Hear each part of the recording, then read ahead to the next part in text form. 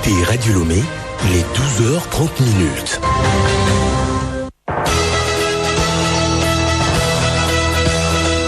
Le journal Léontine Atoguima. Mesdames et messieurs, bonjour et bienvenue dans cette édition dont voici le sommaire. Des professionnels des médias poursuivent leur formation sur la menace sécuritaire. La HAC entend allier les hommes des médias à la lutte contre le terrorisme.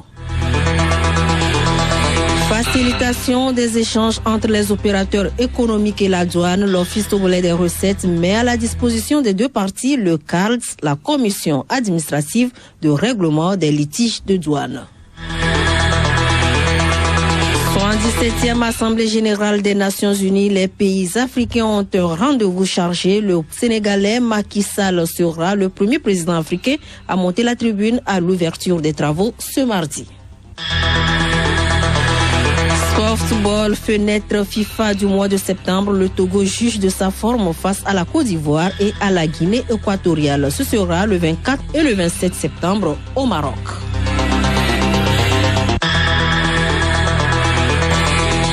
radiolomé.tg. Le ministre de la fonction publique, du travail et du dialogue social a expliqué hier les 10 points des mesures sociales prises par le chef de l'État pour atténuer le poids de la vie chère sur les populations. Que faut-il retenir de ces 10 points avec application immédiate? Geneviève Pognon.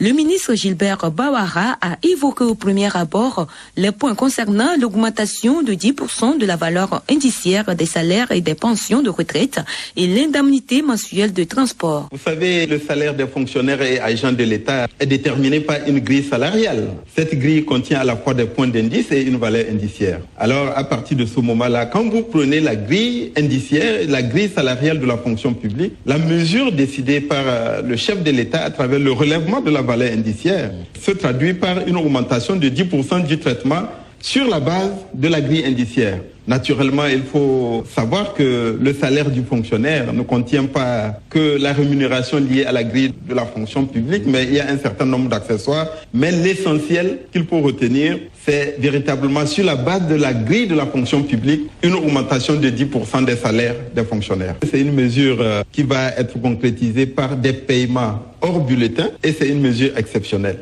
L'indemnité attribuée aux fonctionnaires de 10 000 par fonctionnaire pour leur permettre de circuler, notamment d'effectuer les déplacements entre leur lieu de travail et leur domicile, c'est une mesure tout à fait conjoncturelle qui tient compte notamment de la hausse des produits pétroliers, du coût des transports. Il va sans dire que lorsque la conjoncture sera meilleure ou lorsque la situation financière rendrait cette mesure insoutenable, c'est une mesure qui a vocation à être ponctuelle et temporaire. Que comprendre de la gratification spéciale de 3 milliards de francs CFA par transfert monétaire direct au profit des parents d'élèves pour l'achat des fournitures scolaires? Le ministre de la fonction publique, du travail et du dialogue social explique. Cette mesure n'a de sens que si nous parlons des établissements d'enseignement public. C'est les établissements que l'État a la possibilité de contrôler à la fois l'existence, mais également de s'assurer de l'effectivité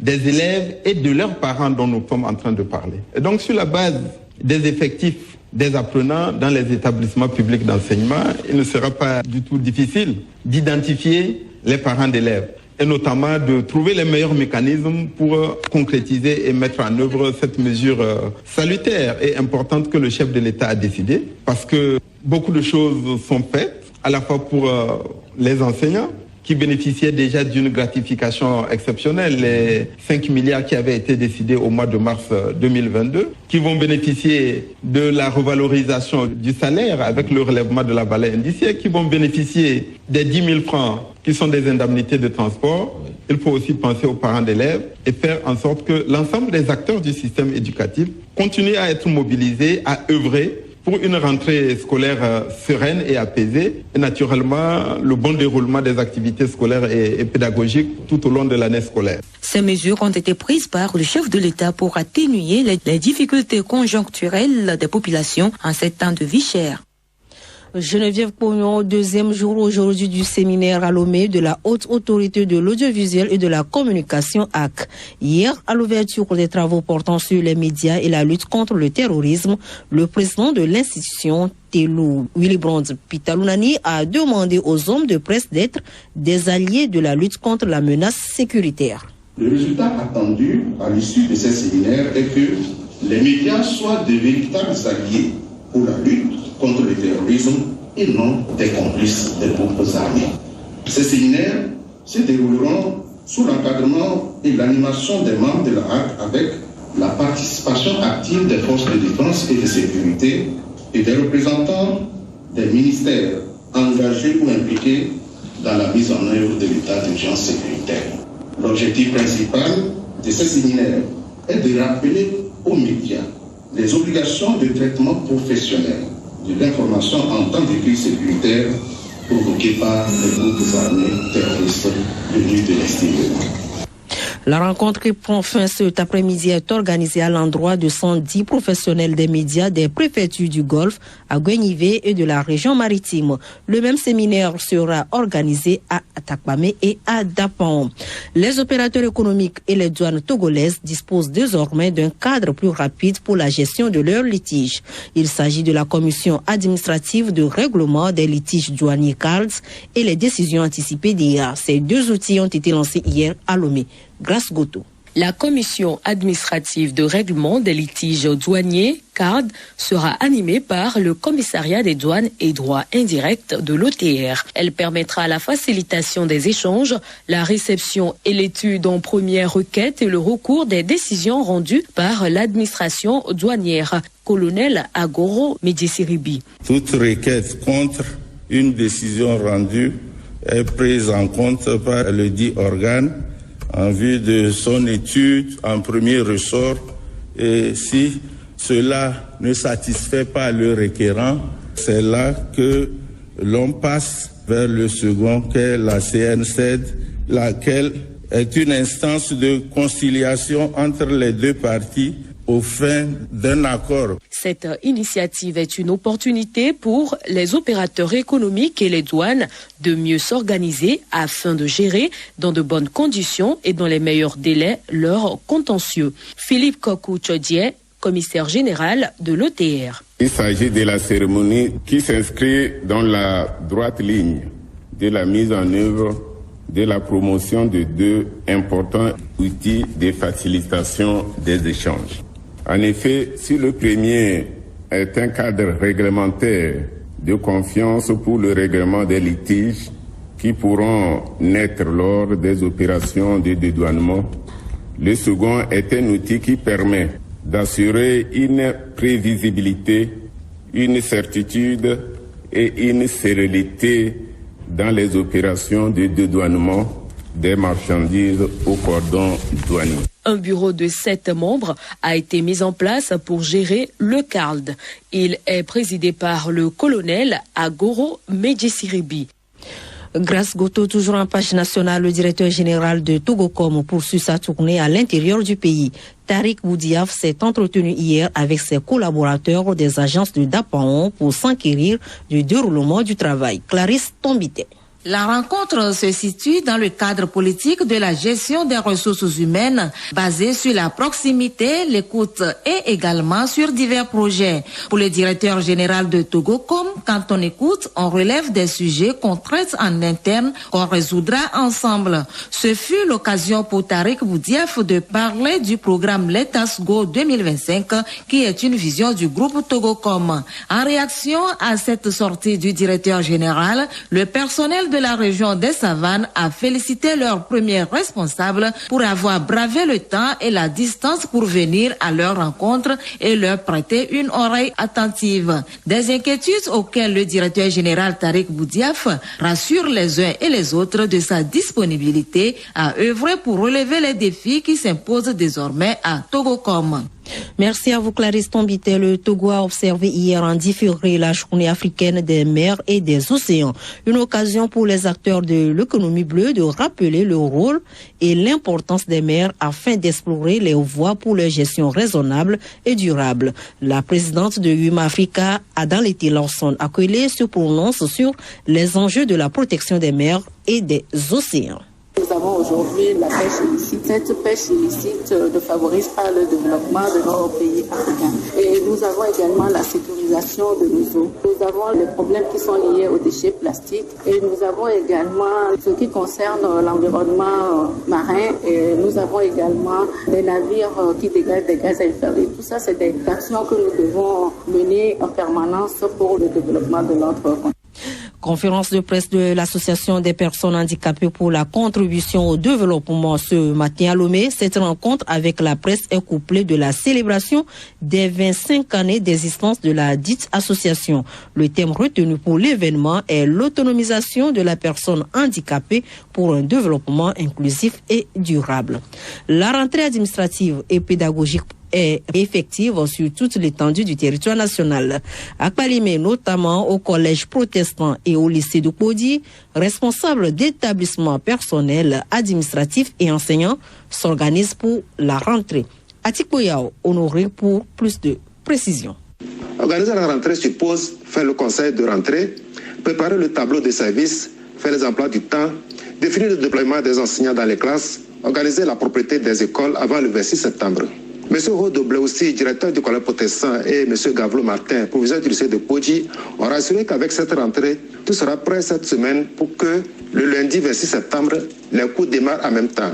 M. Samtou Maouko, enseignant de SVT au collège protestant, et Mlle Debé Akpedje, enseignante de sciences physiques au lycée de Podji, ont salué cette rentrée pédagogique, précisant qu'elle permet à l'enseignant de s'imprégner du programme afin de pouvoir bien se préparer et se relancer à la rentrée.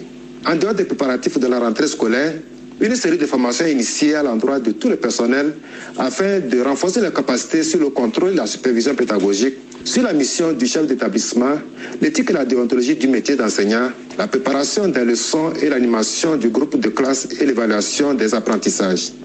Le directeur régional de l'éducation des plateaux ouest, Alpha Kaomola, qui s'est rendu dans plusieurs établissements pour s'assurer de l'effectivité de cette rentrée, a déclaré que son souhait, c'est de vivre une année scolaire apaisée dans la confiance mutuelle, avec plein d'engagement de tous les acteurs pour de meilleurs résultats. Atikpo Yao Honoré, à Top Palimé pour Radio Lomé. Atikoya Honoré, les couturiers tailleurs aussi préparent la rentrée des élèves. Un peu partout au Togo, l'on note une ambiance dans les ateliers de couture. Très sollicités en cette période, les tailleurs s'affairent pour permettre aux élèves d'effectuer une bonne rentrée des classes. Alice Kafu Cholignanou de la Top Keve a fait le tour dans certains ateliers de la vie.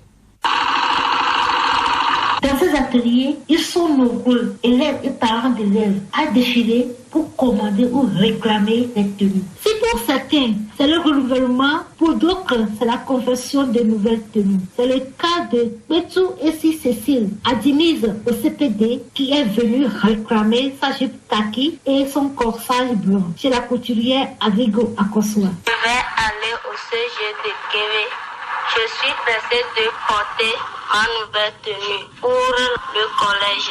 Là-bas, je vais apprendre de nouvelles choses, avoir de nouveaux enseignants et amis. En ce moment, avec le maître ruban au cou, collé à leur machine, c'est sous pression et sans repos que les couturiers et couturières travaillent. Arrigo Akosua, patron d'atelier. On s'accroche plus aux commandes des élèves. C'est aussi notre manière de motiver et d'encourager les futurs cadres du pays. Face aux nombreuses commandes et afin de satisfaire à tous leurs clients, les tailleurs travaillent nuit et jour, qui, en allumant des ampoules électriques ou des lampes à pétrole.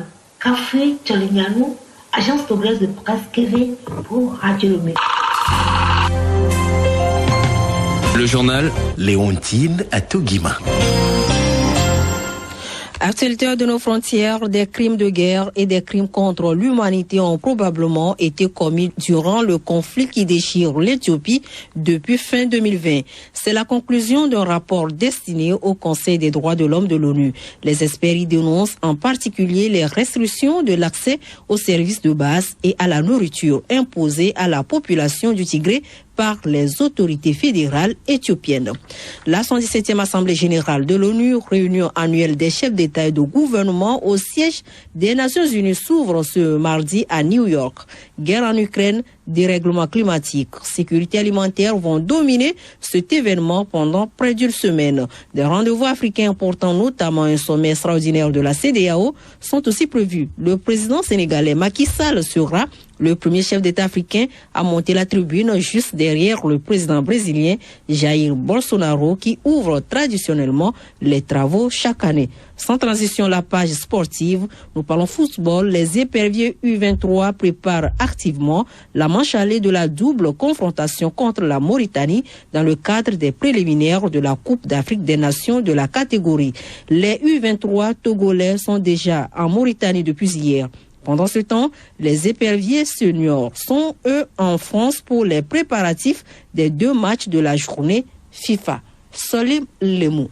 Tout à fait, le Togo joue la Côte d'Ivoire le 24 septembre à Rouen en France, puis la Guinée équatoriale le 27 septembre au Maroc. Pour cette fenêtre FIFA, le Togo est déjà depuis lundi dans ses quartiers au Courtibar by Mario Rossi, près de l'aéroport Charles de Gaulle. Ces éperviers, dont Mahadiou Sama, Yéré Justin, Kennedy Boateng, Emmanuel Hackman, Samuel Asamoah, Wassiou Ouronieni, Taoufik Moukaïla, Frédéric Ananou, Serge Nouadi, Kevin Denke, Alexis Romao, Loïc Bessile, Guillaume Yenoussi, Kodjo Laba Fodo, David Enen et Karim Derman étaient présents et ont effectué une séance sous les ordres de Paulo Duarte au complexe sportif de Goussainville. Elle était consacrée aux étirements, à la récupération et à un jeu d'opposition à 7 durant 30 minutes. Éperviers nationaux toujours, mais catégorie U23, une dizaine de joueurs notamment Dovlo Enzo, Assignon Logan, Mechoko Idjessi, Drakpe Augustin, Badegbe Bamine, Idrissou Adi, Ouronimini Abdul Latifou, Agbe Mafa Martin, Tchakei Moucheri et Avotor Bruno constituaient la première vague de joueurs arrivés depuis hier lundi en Mauritanie. Le groupe a eu une séance à 17h30 GMT en Mauritanie sous les ordres de Traoré Hafiz qui nous livre l'essentiel du programme. Un peu de dégraissage, puis prise de contact du terrain, prise de contact entre nous, le staff, les joueurs, parce qu'on est arrivé avec la moitié de l'effectif. En attendant de récupérer tout l'effectif sur place, on est venu faire au moins 3 exercices de dégraissage. D'abord, on a fait l'échauffement, et puis plus l'étirement, conservation de balles, mise en place des joueurs à leur poste. En ce qui concerne le match de samedi prochain, d'abord on aura à faire le jeu offensif et puis animer aussi le jeu défensif, comment on va défendre le samedi. La sélection U23 affrontera le 24 septembre à 19h GMT au stade Cheika Bouidia, la Mauritanie, avant de recevoir son adversaire le 27 septembre au stade de Kégué. Cette double confrontation s'inscrit dans le cadre des éliminatoires de la Coupe d'Afrique des Nations CAN U23 au Maroc. Les résultats du tirage numéro 11 2022 de l'Autosport pour boucler cette édition. Il s'agit des numéros suivants 02, 04, 08, 10, 12, 13, 21, 24, 26, 37, 42, 46, soit 12 matchs nuls.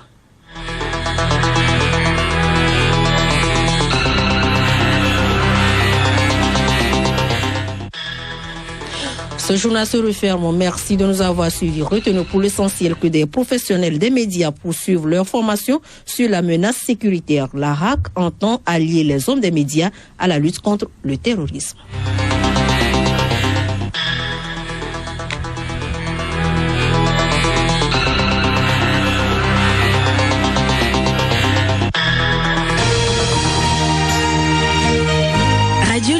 Boîte postale 434, email radiolomé@radiolomé.tg.